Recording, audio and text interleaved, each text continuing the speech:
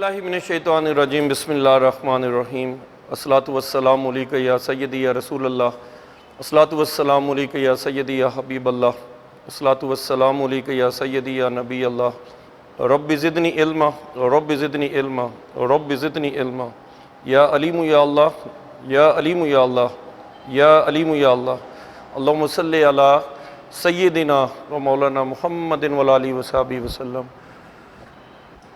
Dear students, I am Professor Choi Tanveer Ahmed, Principal Tanveer Academy of Commerce। अस्सलामु अलैकुम बेटा, उम्मीद है आप लोग सब खैरियत से होंगे और अल्लाह करीम से दुआ गो हैं कि अल्लाह करीम आप सबको और हम सब को ख़ुसूसी तौर पर हमारे वालिदैन को हर किस्म की मुसीबत से, आफत से और बीमारियों से महफूज फरमाए और हमें सरकार दो आलम सल्लल्लाहु अलैहि वसल्लम से और उनकी आले पाक से लामहदूद मोहब्बत और गैर मशरूत वफ़ादारी अता फ़रमाए और हमें ख़ुसूसी तौर पर रोज़े क़यामत नबी पाक सल्लल्लाहु अलैहि वसल्लम की शफ़ाअत से बहरामंद फरमाए और कब्र में जब दीदार मुस्तफ़ा सल्लल्लाहु अलैहि वसल्लम हो तो न सिर्फ इन्हें पहचानने की तौफ़ीक़ अता फ़रमाए बल्कि आप सल्लल्लाहु अलैहि वसल्लम के कदम बोसी की भी तौफ़ीक़ अता फ़रमाए और माल के दो जहान हम सबको ऐसा बना दीजिए कि आपको और आपके प्यारे हबीब सल्लल्लाहु अलैहि वसल्लम को हम पसंद आ जाएँ और मालिक हमारी दुनिया और आखिरत दोनों सवार दीजिए।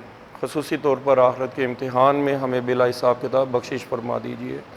इस नेक दुआ के साथ आपकी खिदमत में तनवीर एकेडमी की तरफ से एक बीकॉम पार्ट 2 और तमाम वो स्टूडेंट्स जिनका कॉमर्स के साथ डायरेक्टली या इनडायरेक्टली ताल्लुक़ है और ऑडिटिंग का सब्जेक्ट पढ़ते हैं तो वो मुतवज्जो हो जाएं बेटा।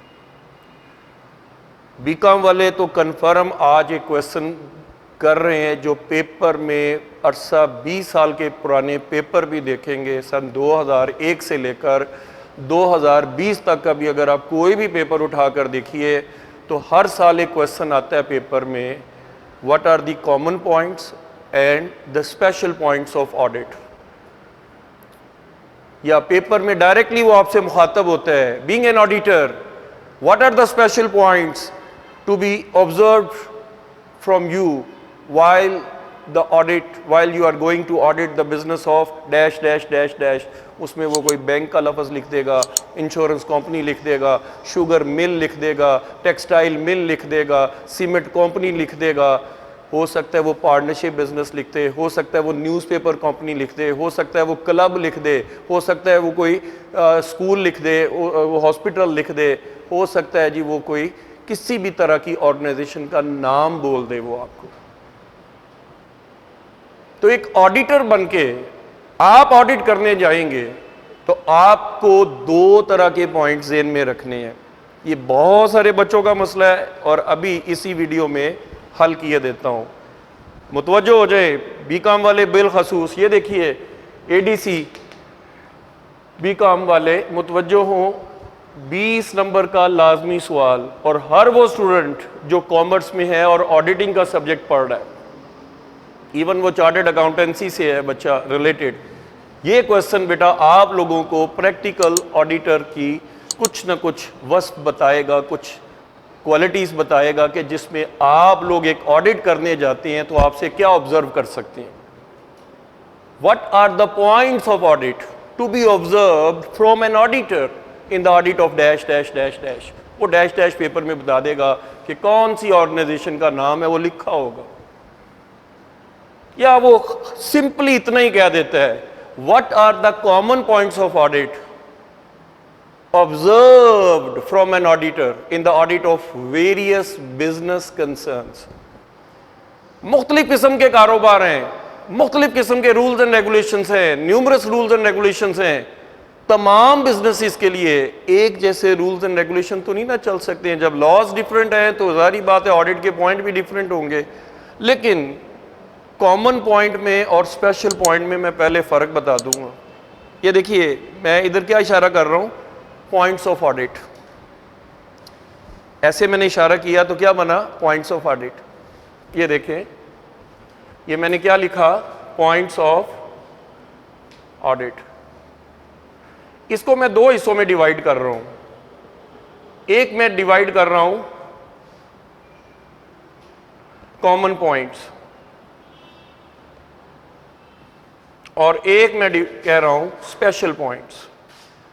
बच्चों मिक्स नहीं करना इनको, कॉमन पॉइंट्स को और स्पेशल पॉइंट्स को कभी भी आपस में मिक्स नहीं करना। मिसाल के तौर पर अभी आपको समझा देता हूं कॉमन क्या है। चलें मेरी तरफ देखिए और आप अपनी तरफ भी देखिए। Let's have a comparison, let's have a comparison. जी मेरे भी दो कान हैं, आप भी चेक कर लें, आपके भी दो कान हैं, ये कॉमन हो गया। एक नाक है, आपकी भी है। दो आंखें हैं, अल्हम्दुलिल्लाह आपकी भी हैं। जी दो लिप्स हैं, अल्हम्दुलिल्लाह आपके भी हैं। ठीक है, सर पे बाल हैं, भाई मेरे तो बहरहाल ठीक ही हैं तकरीबन, ना ज़्यादा है ना कम है, लेकिन कईयों के हो सकता है बहुत ज़्यादा हो और कोई बिल्कुल फारुल बाल हो। तो माइट भी बाल तो हैं, कान भी हैं, आंखें भी हैं, नाक भी है, हाथ भी हैं और हाथों में उंगलियां भी हैं। तो इस स्ट्रक्चर के अंदर, इस बॉडी के अंदर, तमाम इंसानों के अंदर हम लोग कहते हैं जी एक नाक होगी, दो कान होंगे, दो आंखें होंगी, सर पे बाल होंगे, हाथों में उंगलियां होंगी। ठीक, अब ये हो गया हमारा कॉमन। लेकिन कुछ चीजें ऐसी हैं, ये कॉमन है जी, इसको हमने क्या कह दिया कॉमन, चाहे वो मेल है चाहे वो फीमेल है, लेकिन वो कॉमन है। लेकिन कुछ पॉइंट ऐसे हैं जिनको हम लोग कहते हैं नहीं ये मेल में है, ये फीमेल में नहीं है।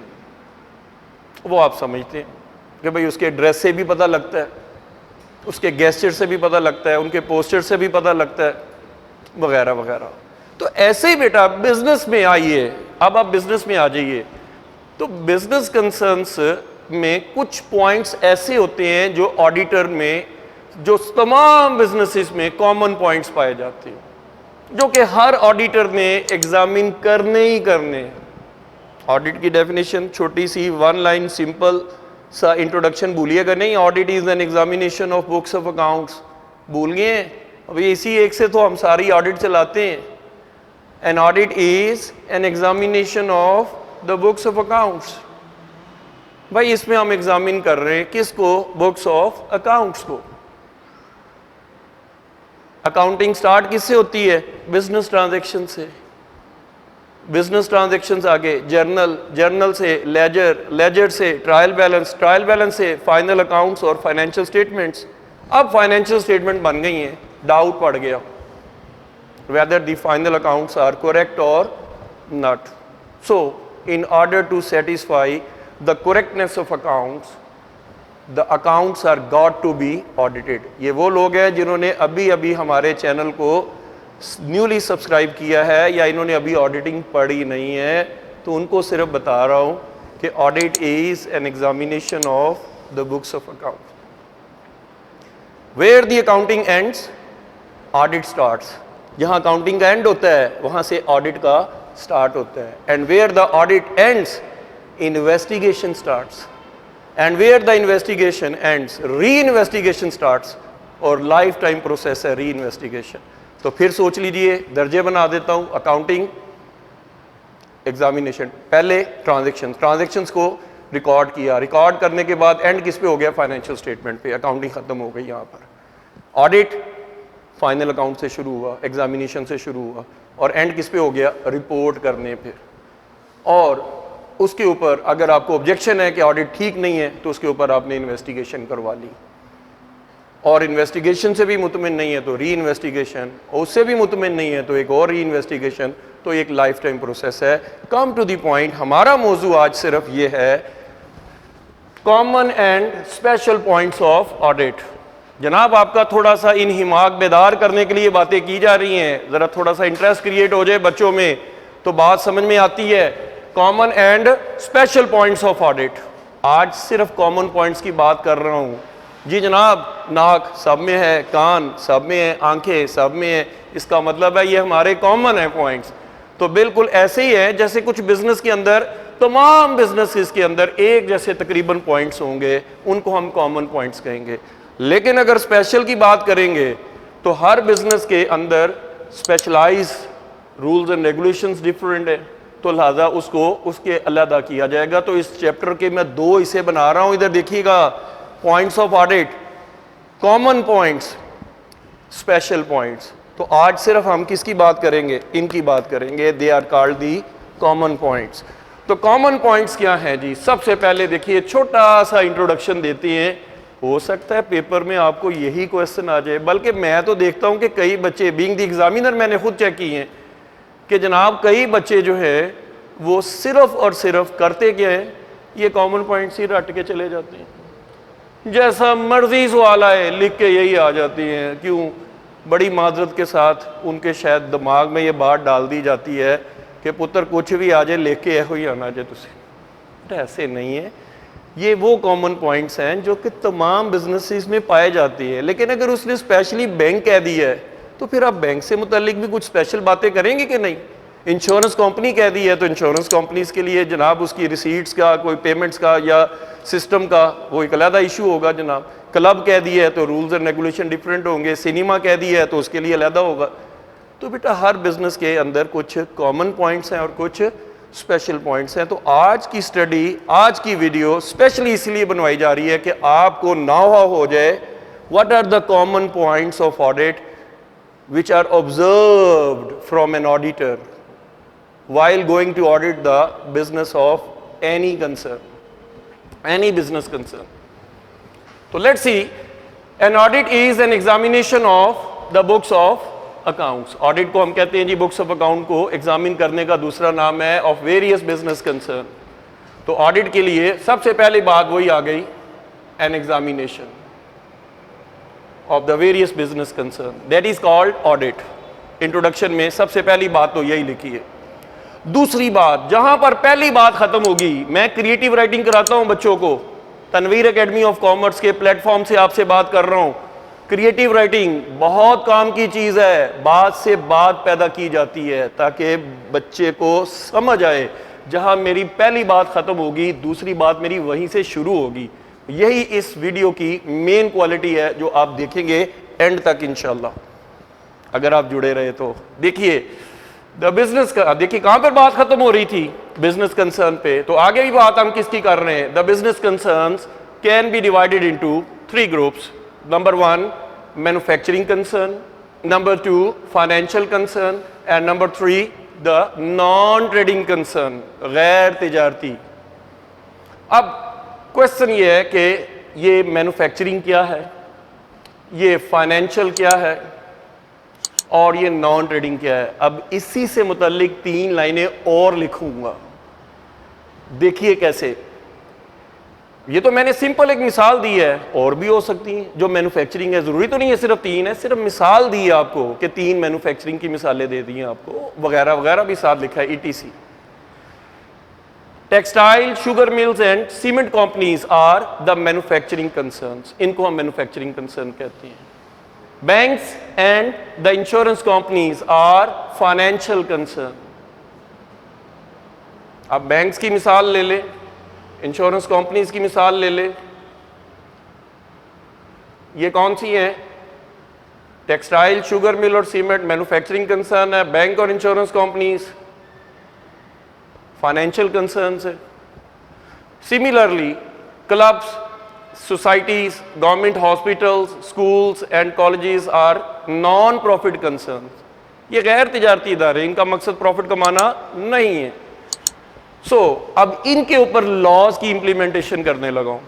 ये 3 मिसालें देकर इंट्रोडक्शन में ही इनके ऊपर लॉज की एप्लीकेशन आने लगी है। कैसे?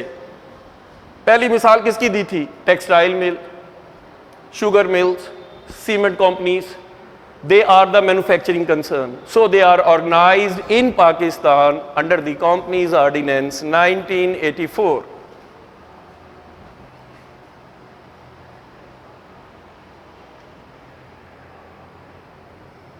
उम्मीद है बात क्लियर होगी। सेकेंडली मिसाल मैंने क्या दी थी? Banks and insurance company. So banks are organised under the Banking Companies Ordinance 1962। फिर तीसरी मिसाल इसकी दी थी इंश्योरेंस की। Insurance companies are organised, governed under the insurance companies ordinance, amended ordinance था 2000 में। फिर मैंने मिसाल दी पार्टनरशिप की। पार्टनरशिप को हम डील करते हैं पार्टनरशिप एक्ट 1932 के तहत। Clubs, societies are registered under the societies act 1860। अब मैं कहता हूं भाईजान थोड़ी देर के लिए आप ऑडिटर बन जाए ना प्लीज। हाँ भाई, इसके लिए सीए चाहिए, बिल्कुल जी। हम आपको कहते हैं for the time being you are a chartered accountant. So what's going on with you? You are going to audit the books of account of sugar mill or a textile mill or a cement company. So you have been observed to follow the rules and regulations of Companies Ordinance 1984. And you are going to audit the business of the banks. So all the rules and regulations framed by the Banking Companies Ordinance 1962 are observed from you. Similarly, while you are going to audit the insurance company's business, so you have to follow the rules and regulations of the Insurance Companies Ordinance 2000. And while you are going to audit the business of a partnership firm, you have to follow the rules and regulations framed by the Partnership Act 1932. And while you are going to audit the non-profit organizations, clubs or societies, you have to follow the Societies Act 1860. So all the businesses are not the same, so the rules and regulations are not the same, but however there are some common points which are not the special points, which are common for all the businesses. They are highlighted under below. ये देखिए जनाब, जिनको मैंने highlight किया है आपकी सहूलत के लिए। प्रेजेंटेशन करके दिखा रहा हूं कि भाई हमारे बच्चे जो है ना A+ मार्क्स में कामयाब होने चाहिए, और A+ लेने के लिए बेटा अच्छी प्रेजेंटेशन देनी पड़ती है, एज पर दी लॉज बात करनी पड़ती है। तो ये देखिए एज पर लॉज में आपसे बात कर रहा हूं, कोई बात हम अपने पास से नहीं लगा सकते। ऑडिटर भी wrapped with the principles, auditor ने भी कवानीन को फॉलो करना होता है। तो बेटा हम लोग जो है ना एज पर द लॉज हम ऑडिट करते हैं।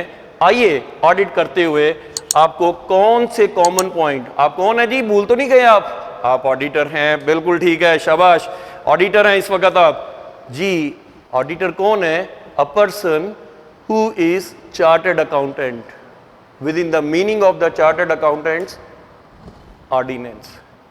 तो जिनको हम कवानीन के मुताबिक कहते हैं कि जनाब जो चार्टर्ड ICAP के मुताबिक जो है, institute of chartered accountants of Pakistan, उसके मुताबिक जो बंदा, जो शख्स चार्टर्ड अकाउंटेंट जिसको वो डिफाइन कर रहे हैं वही आप हैं इस वक्त। और आपसे हम ऑब्जर्व कर रहे हैं, क्या ऑब्जर्व कर रहे हैं? आइए किसी भी बिजनेस कंसर्न को पकड़े और ऑडिट कर दें तो सबसे पहले आप क्या मांगेंगे? Legal documents. भाई जो भी ऑर्गेनाइजेशन है वो लीगल है, तो लीगल डॉक्यूमेंट्स क्या हैं? Map, memorandum of association, article of association, prospectus.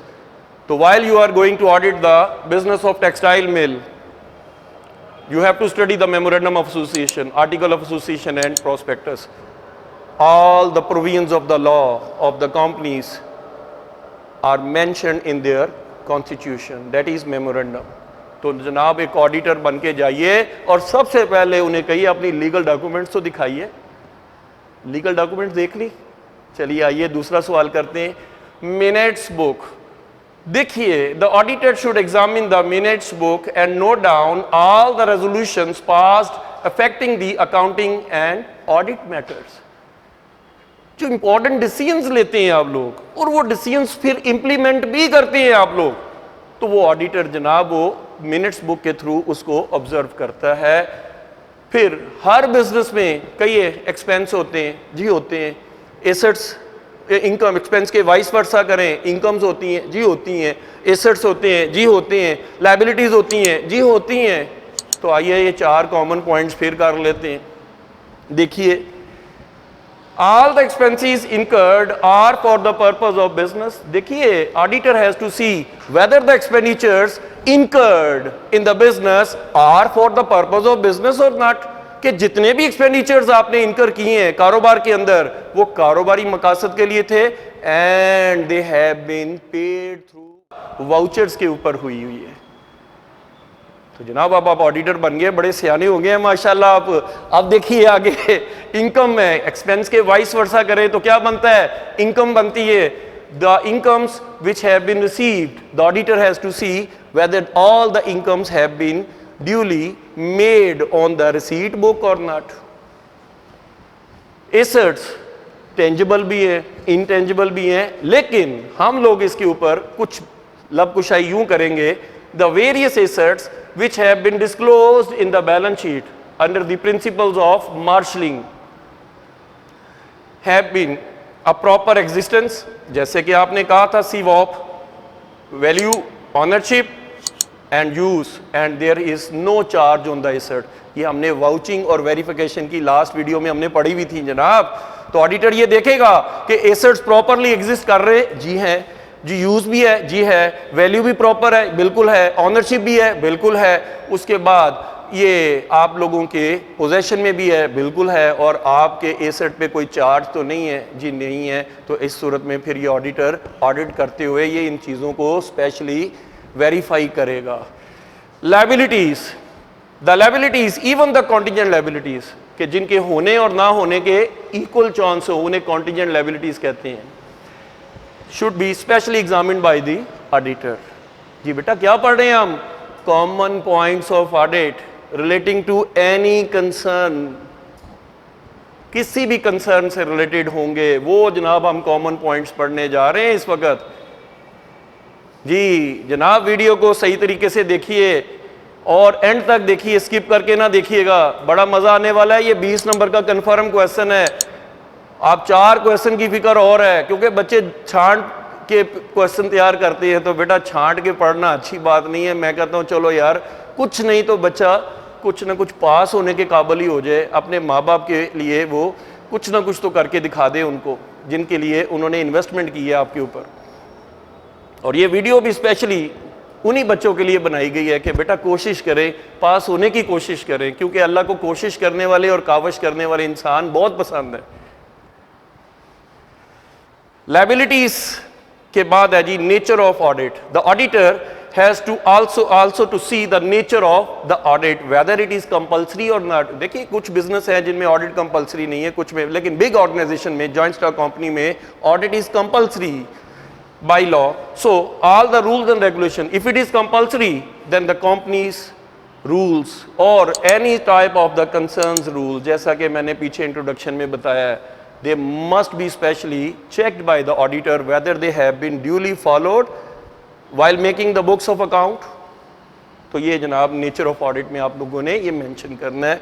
8वां common point है जनाब internal control. Internal control means internal check, internal audit and all types of the safety measures, so they are the internal control, and big businesses have their proper internal control। An auditor has to see the effectiveness of internal control system। यही चीज मैंने यहां पर mention की है। Auditor को देखना है कि वो इफेक्टिव है कि नहीं है, ये चीज स्पेशली देखना है। 9वां कॉमन पॉइंट जनाब प्रीवियस ईयर ऑडिट रिपोर्ट। देखिए अगर बिजनेस आपका रनिंग पोजीशन में है तो फिर लास्ट ईयर भी ऑडिट हुआ होगा।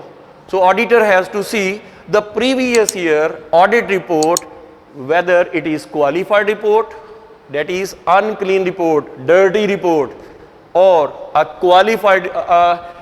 unqualified report that is called clean report। देखिए 2 रिपोर्टें हैं जिसमें ऑडिटर मुकम्मल मुतमईन है कि भाई मैंने तो कोई भी चीज डिटेक्ट नहीं की है, एरर फ्रॉड कुछ भी नहीं मुझे मिला, तो वो अनक्वालिफाइड रिपोर्ट, अपने आप को वो अनक्वालिफाई कह रहा है कि मैं क्वालिफाई नहीं कर सका अपने आप को। लेकिन जहां ऑडिटर कहता है जी मैं तो फड़ लिया जी, तो it means that is qualified report और a dirty report, unclean report. तो ऑडिटर पिछले साल की रिपोर्ट भी देखेगा in the audit of any business concern. उम्मीद है बात बेटा अच्छी तरह से समझ आ रही होगी। Investment, the investments are of 2 types, short term investment, long term investment. Short term के लिए रूल है always take the lesser value, market value और the book value, whichever is less. लेकिन लॉन्ग टर्म इन्वेस्टमेंट के लिए as such कोई law नहीं है, उसके लिए जो बुक वैल्यू है बस वही दिखानी है। ये आगे कंपनीज फाइनल अकाउंट में बड़ी काम आएगी ये बात आपको। बीकॉम वालों सुन लो, कान के बड़े कच्चे बनते हैं बच्चे, तो इसलिए मेरे बच्चों बहुत अच्छी तरह से बात को समझ लीजिए कि ये इन्वेस्टमेंट दो तरह की आपको फाइनल अकाउंट में दिखाई जाएगी, एक मार्केट वैल्यू और एक फेस वैल्यू, और शॉर्ट टर्म इन्वेस्टमेंट होगी। तो उसके लिए क्या रूल है, always take the lesser value. और लॉन्ग टर्म इन्वेस्टमेंट में आपको कोई भी वैल्यू दी हो, आपने बुक वैल्यू ही दिखानी है। तो इन्वेस्टमेंट दो तरह की होती है, whether that is inside the business और whether it is outside the business. तो auditor has to see the investment inside the business and investment outside the business. 11 common point आ गया जी ऑडिट का, कॉमन पॉइंट्स। एक auditor बने हुए हैं जनाब आप। 11वां पॉइंट जो आपको जेहन में रखना है, authorities. An auditor also has to see the authorities. वो कौन, जो पेमेंट्स की अथोराइज्ड हैं, जो रिसीट्स करने की अथोराइज्ड हैं। तो all receipts and all payments must be made by the authorized persons. हर बंदा जो है रिसीट नहीं कर सकता, हर बंदा पेमेंट नहीं कर सकता। एज पर दी वो इंटरनल रूल्स एंड रेगुलेशंस उसके कंपनी के लिखे हुए हैं, आर्टिकल ऑफ एसोसिएशन स्पेशली उसके अंदर, या उसके जो मिनट्स ऑफ बुक है उसके अंदर, ये हर चीज़ आपने डिसाइड कर ली हुई है। जो आपने डिसाइड कर ली है तो उसके मुताबिक आपकी रिसीट्स भी होनी चाहिए और उसके मुताबिक आपकी पेमेंट्स भी होनी चाहिए। तो जो एज़ पर डिसीजन है वो उसको दिखा दिया गया है मिनट्स बुक के अंदर। तो फिर उसके बाद वो देखता है कि अथोराइज पर्सन के थ्रू पेमेंट्स हो रही हैं, अथोराइज पर्सन के थ्रू रिसीट्स हो रही हैं कि नहीं हो रही हैं। ये भी आपने देखना है being an auditor in the company और in any business concern. Cash in hand, जनाब ये दो बड़ी कॉमन चीज़ें हैं, कैश इन हैंड और कैश एट बैंक। आप बड़े अरसे से पढ़ते आ रहे हैं। तो amount which has been left after meeting all the expenses that is your cash in hand, और पेटी नीड्स मीट करने के बाद पेटी कैश इन हैंड। तो देखिए auditor has to see the amount of the balance of the cash in hand और balance of the petty cash.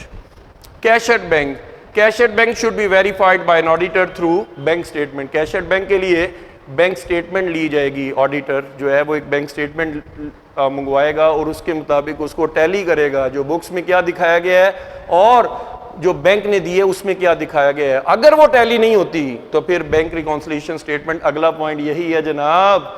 देखिए, if the cash book balance has not the agreement with the passbook balance and the passbook balance does not tally with the cash book balance, so bank reconciliation statement is required।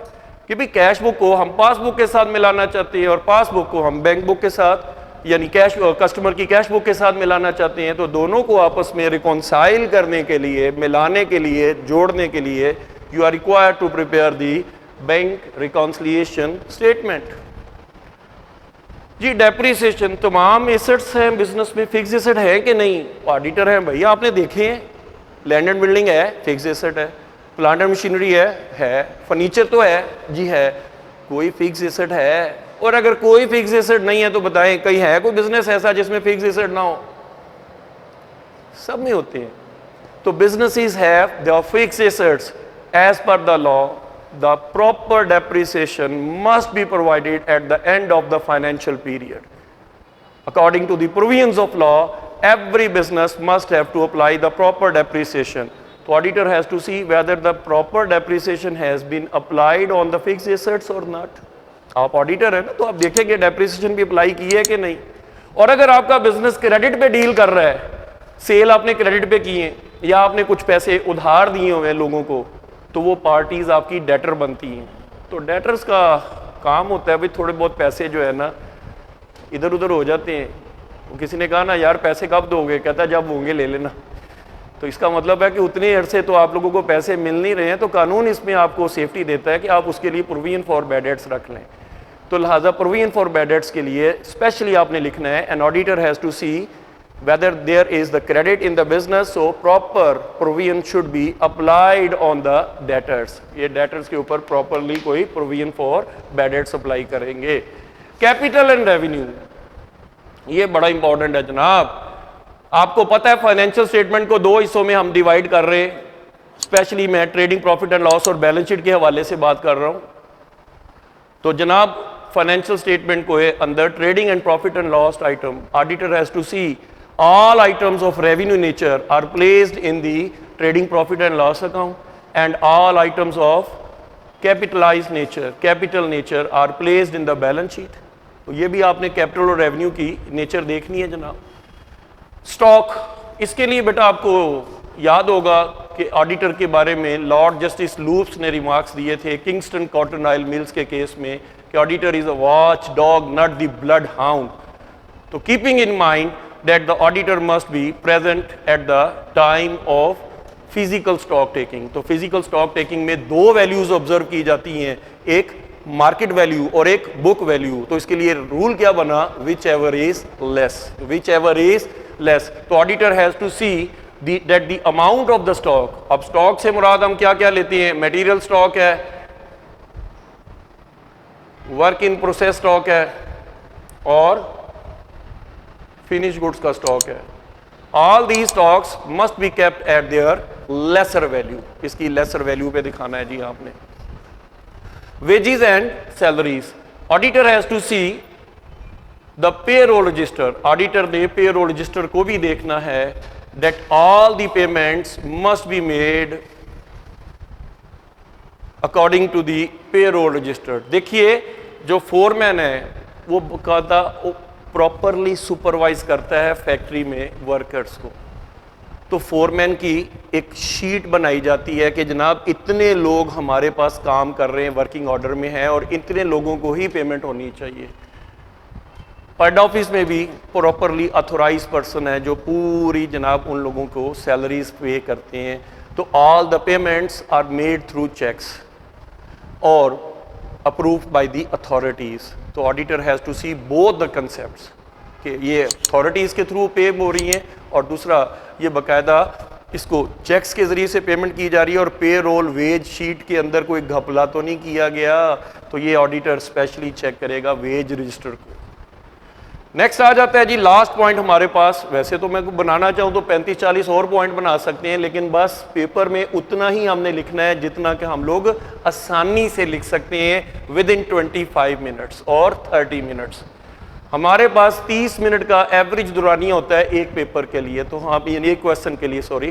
तो एक question करने के लिए हमारे 20 points more than sufficient along with the proper introduction. उम्मीद करता हूं कि क्वेश्चन की सेहत देखकर आपको अंदाजा हो रहा होगा कि आपको कैसे प्रेजेंटेशन सिखाई है।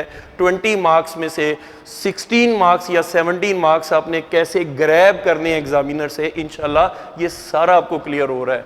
तो देखिए लास्ट पॉइंट है वर्किंग पेपर्स।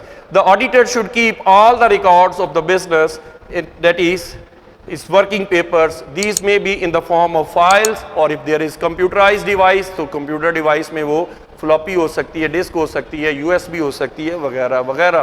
तो उम्मीद करता हूँ बेटा ऑडिटर का जो कंसेप्ट है बिजनेस को ऑडिट करने का वो आपको अच्छी तरह से समझ आ गया होगा।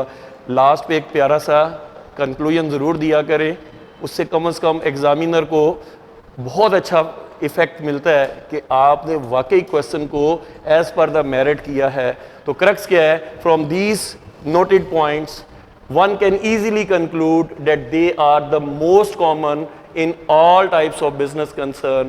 So the auditor must have to pay special attention while going to audit the concern, any business concern. These points must be specially observed or should be given special attention by an auditor. So that audit is the examination of books of account and these examinations are properly satisfying the persons who are relating with the business. तो कारोबार में बेटा जितने लोग हैं वो आप लोगों से, आपकी ड्यू वेरिफिकेशन से, आपके एग्जामिनेशन से उनको मुतमिन करना ही तो ज़रूरी होता है। तो जनाब ये पॉइंट्स इतने हैं कि जिनसे उम्मीद है वो काफ़ी हद तक मुतमिन हो जाएंगे। नेक्स्ट जो वीडियो आएगी वो स्पेशल पॉइंट्स ऑफ ऑडिट होंगे, ना कि कॉमन पॉइंट्स। तो भाई ये तो है डूबते को तिनके का सहारा। ये तो भाई कोई भी क्वेश्चन ना आता हो आपको तो ये तो वो पॉइंट्स हैं जो कि आप किसी भी सवाल में अटेम्प्ट कर लीजिए, इंशाल्लाह पास हो जाएंगे। लेकिन अच्छे नंबरों के लिए नेक्स्ट वीडियोस को लाजमी देखिएगा, उसमें स्पेशलाइज्ड जो बिजनेसेस हैं उनके मुतालिक मैं इंशाल्लाह लब कुशाई करूँगा। अगर ये वीडियो अच्छी लगी है तो बेटा उम्मीद है कि वो जो ना बजने वाली घंटी है वो आप बजा देंगे और चैनल को सब्सक्राइब करेंगे और दोस्तों को भी ज़रूर बताइएगा। इस उम्मीद के साथ वीडियो को छोड़ रहा हूँ कि आप अपने माँ बाप की बहुत खिदमत करेंगे, अपने खुसूसी तौर पर अपने टाइम का बड़ा ख्याल करेंगे, क्योंकि इस वक्त टाइम बड़ा क्रूशल चल रहा है। पूरी दुनिया में कोविड-19 की 3rd फेज़ चल रही है।